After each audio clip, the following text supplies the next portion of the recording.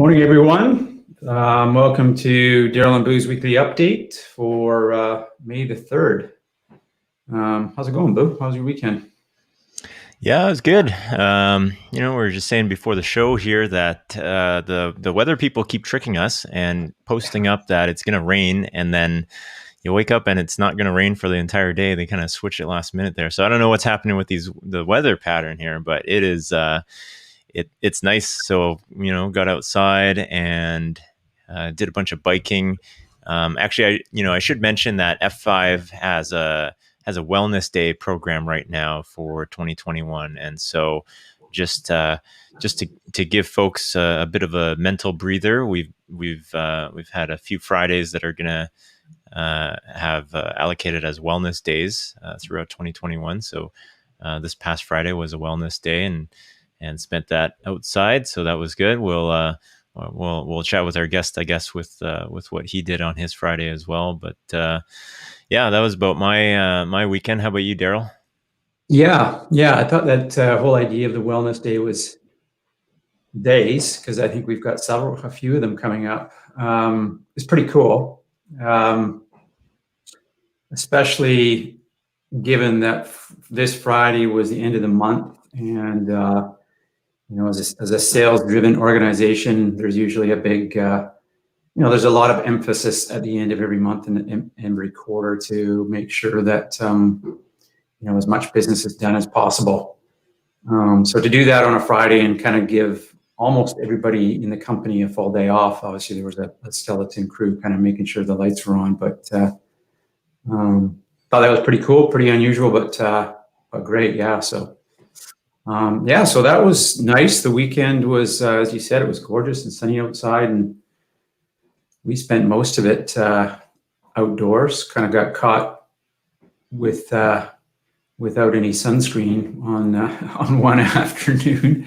I was anticipating it being cloudy and rainy, but I will take that problem any day of the week.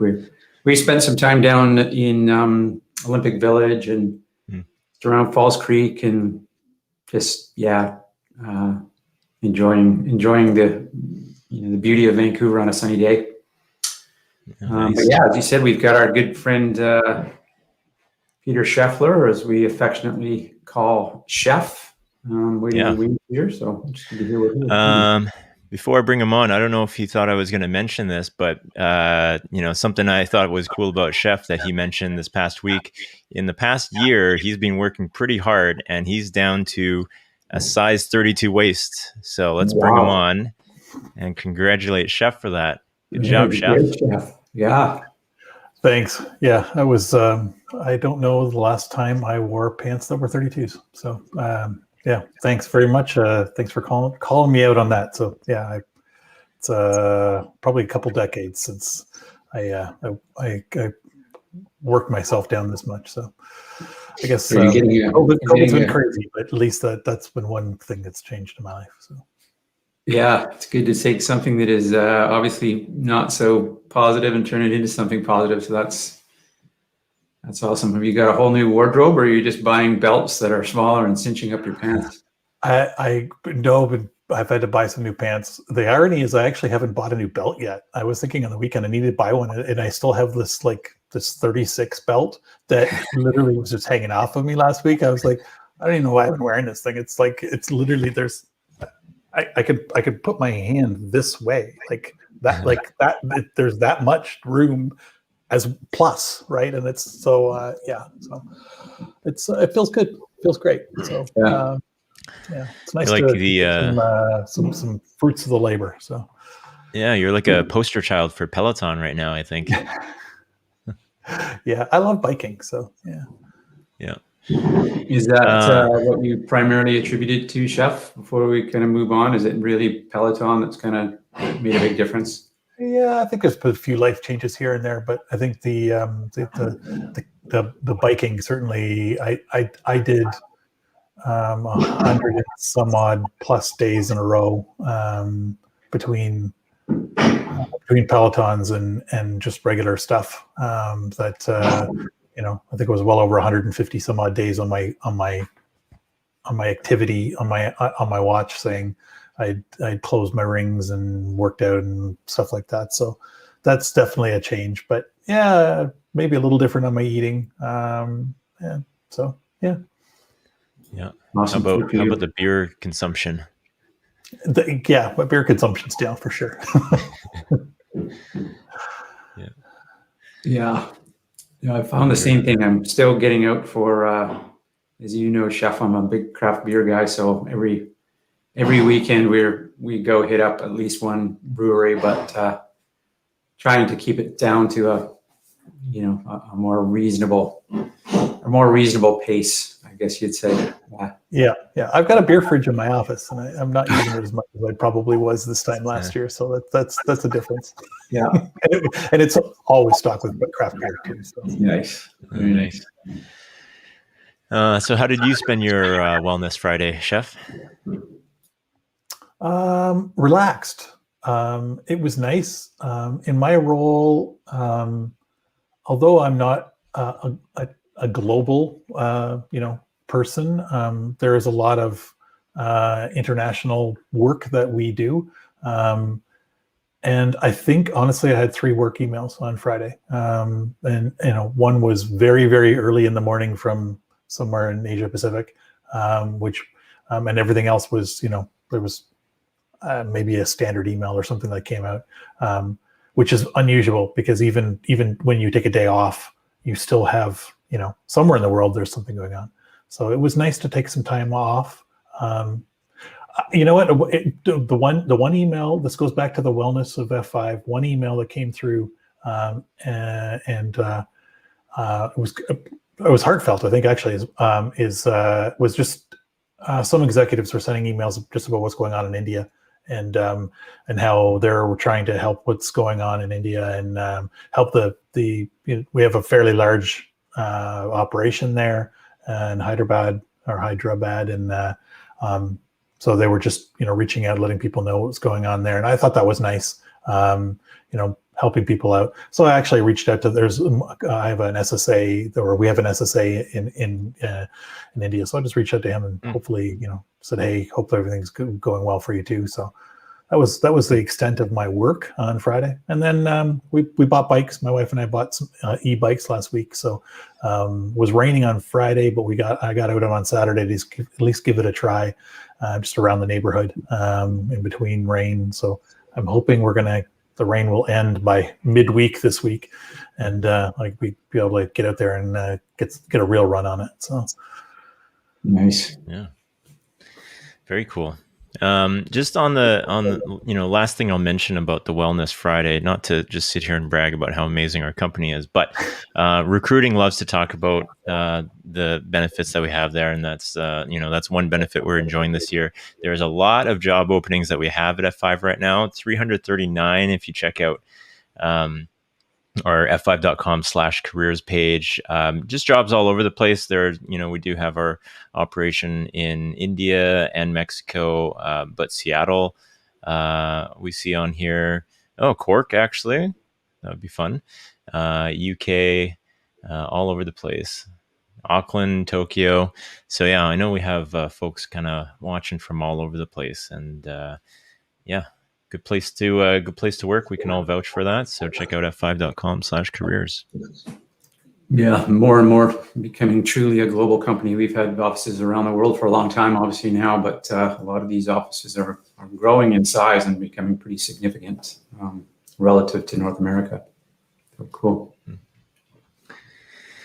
Yeah. One thing I that's going to be coming up is I'm in the planning stages of it right now, but just kind of expanding into a bit of a webinar on AWAF, actually, Advanced Web Application Firewall, in conjunction with one of the guys from Shape Security that I'm helping out with. So, Chef, I know you're one of our experts on the AWAF side of things, but it seems like the threat campaigns has been one of the biggest attractions of that, and it just seems like there's more and more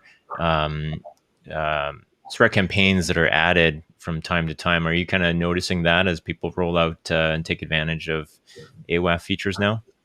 Yeah, and I think some of the things that we've seen with the threat campaigns, and the one line I had from one customer, a few months ago was, we don't see a lot of threat campaigns violations, but when we do, we know that there were ones we didn't want to let in. We sort of keep up with what's going on. The threat campaigns are updated on a fairly regular basis. So we had some relating to the exchange vulnerabilities that were a few weeks ago, where we had some nation states attacking people and really doing some significant damage to companies. But the beauty is, with a threat campaign, you can lock these down pretty quickly, pretty easily. The attack vectors tend to be pretty smart and well formatted, so that maybe a generic signature or something a little, less intelligent protection wouldn't necessarily protect from those kind of attacks. So some of the normal network security tools probably would pass that traffic through, where the threat campaign sees it as an overall attack, and that's something we spend a fair amount of time making sure that we're up to date on those. So, like I said, we had some coming out during those attacks, and pretty much every week we've got a handful of new ones or modified attacks. Yeah, and for the folks who are listening and haven't had a lot of experience with threat campaigns, obviously different from. So we also have an IP intelligence service that is kind of very easy to deploy and low maintenance also, but different than that. It's not just a simple signature. It's not just stripping out IPs. Threat campaigns is focused on very specific targeted threats, as the name says. So yeah, and I mean, some protection suites are really designed to do with IPs, right? So you can protect something because you've seen this IP do something bad, but the IP is so transient. A lot of our customers are seeing a single IP address, attack them, and it becomes a bad IP over time. But the IP intelligence by itself, maybe if we turned that, if we sort of looked at that as how it attacks you, that we'd want to stop those incoming requests before the IP becomes bad. So IP intelligence is certainly helpful, but it's not necessarily the simplest way to protect yourself. So. Yeah, interesting. And I love the fact anything in security that is easy to deploy and doesn't require a lot of kind of ongoing care and feeding, right? That's and certainly threat campaigns fall into that category. So yeah, it's interesting. We've got some customers, obviously quite a few customers with the upgrade from ASM to AWAF. Now I think we're going to start to see a lot more customers just deploy threat campaigns, and really looking forward to that kind of being more prevalent in our patch for sure. Yeah. We can pivot into news here in a second, but I will just mention that I do have a Boo's Hour live stream coming up tomorrow, and that is with Dan Killey, who is the Vice President of Customer Success with eBankit. And eBankit, if folks don't know, it's probably a name that people wouldn't know as a consumer, but in the banking industry, that's actually one of the banking back ends that's being deployed across a lot of, at least in Western Canada, a lot of the credit unions are actually deploying that on their back end. So should be a conversation, but just wanted to mention that before we jump into to any news stuff here. Yeah, that'll be good. Dan's a good guy and entertaining too, so that'll be a good one. Yeah. All right. So some news that we can get some comments on from you guys on. Seattle Kraken is official now as the 32nd team of the NHL. Made official after their final installment of $650 million fee to join the NHL. So here they are. So they were on the layaway plan, so they were like just making they suddenly, You can have two players until you make your next installment. I'm excited about them coming into the league. I've said it before. I love their jerseys. I love their logo. The name is cool. Like that market is going to be super hot for hockey. And the guys that they've got running the organization are, I think, some of the best in the world. So yeah, they're going to be kind of like Vegas. I'm guessing they're going to be competitive right out of the chute. So pretty cool. And when is their draft? Is that like that's before the regular draft, right? Like they have. Yeah, it's coming up It's coming up this summer. I can't remember the exact date, but it's yeah. I think July 23rd. Says right here. Or if memory serves, July 21st. Las Vegas was just past the end of the regular season, or something like that. No, that wasn't the case. They can't do that in the middle of the game. So maybe it's just right after the Stanley Cup, before the regular draft. It was. Yeah, so it says here July 21st is the expansion draft, and then the actual draft is July 23rd, 2 days later. Okay, all right, Yeah, gotcha. so summertime. Yeah, cool stuff. Yeah. Should be cool. Looking forward to it. Actually, along the lines of the e-bike stuff, and Daryl, you were looking at like an e-scooter. Lime is launching e-mopeds in New York City. Any progress on your e-scooters, Daryl? Yeah, they're on order. Nice. I think I mentioned last time we were looking at a couple of Canadian-made manufacturers. So we ordered ones from a company called Apollo out of Montreal. And it's founded by a couple of former UBC engineering students. So it should show up at the end of the month. Not as cool as an e-bike. That will be coming later. But these things are kind of fun. Our thought was throw them in the back of the car. You can kind of take them wherever you want, up to Whistler or just down into Kits. And they have like 55-kilometer range on them. They'll go 35 kilometers an hour. But yeah, so just fun for kind of bombing around in the summertime. And yeah, that's great. Yeah. Your e-bike, what type did you get, Chef? Did you get something that is I got a Specialized. Oh, nice. So I bought my wife one for Mother's Day. She really wanted a bike, so anniversary present and Mother's Day present, and we wanted to get her an e-bike because we thought, okay, I biked a lot last year, but it's sort of the male and female thing. She's like, well, it's hard for me to bike as much, kind of thing. So we talked about it, and I said we were on getting an e-bike for her. So we went in and picked it up, and as we're picking it up, looking at, because I was going to get a regular bike, and pretty much everything I wanted on a regular bike was available on this e-bike, so it's. Yeah, her bike actually is the #1 selling e-bike in the world.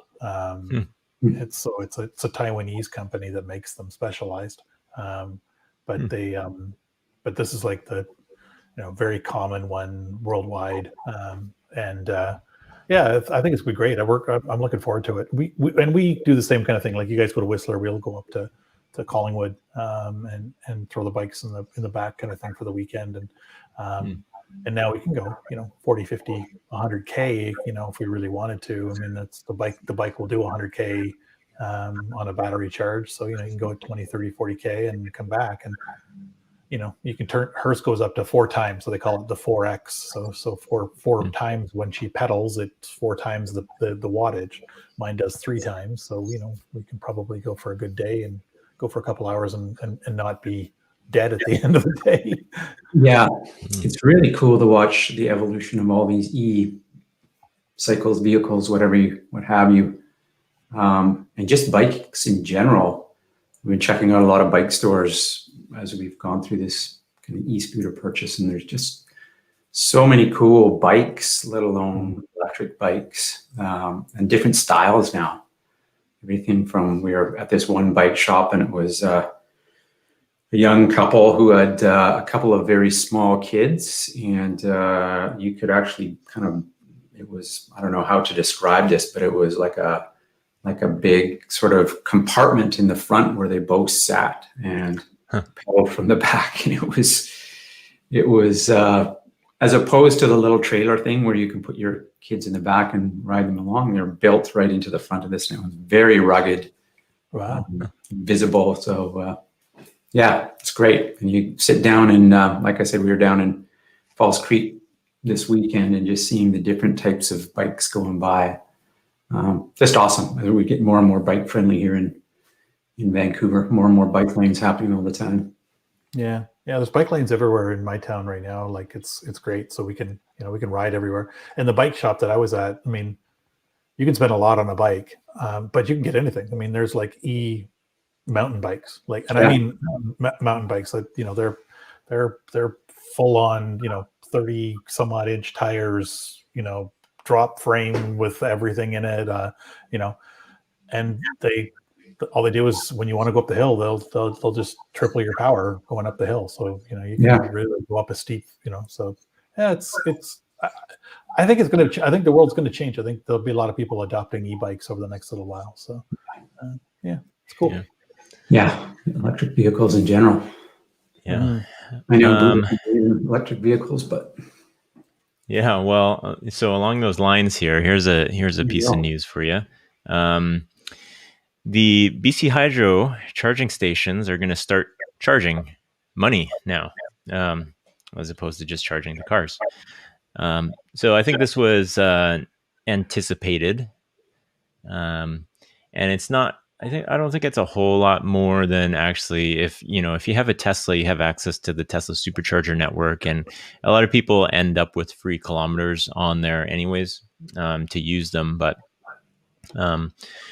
you generally just use them when you're going on road trips, because otherwise you would just charge at home and use your home charging situation. But yeah, BC Hydro will start charging now. Yeah, it totally makes sense. And if they can use some of that revenue to increase the number of charging stations, then all for it. Yeah. I think one of the things when it comes to gas is that there's a road tax built into gas that helps out with road maintenance and care and stuff like that. And so while it's been nice not to have to pay into any of that kind of stuff, I think that we do need to have electric vehicle drivers contribute to that. So hopefully we're kind of figuring out what the right model is for contributions towards that, and maybe this can be part of it. Yeah. And on the topic of Daryl getting his e-scooter here, you'll be able to ride out to a park soon to be able to drink in the park. We're getting closer to this. Yeah, and again, I think we were down in Olympic Village this weekend, and it was sunny, as I said before. So obviously, it's patio only right now. There are some good patios right down in Olympic Village, but with it being sunny, they all had at least 1 hour lineups. But there is a great store down there, liquor store down there, that sells all sorts of not only great craft beers, but all sorts of hard to find spirits and so forth.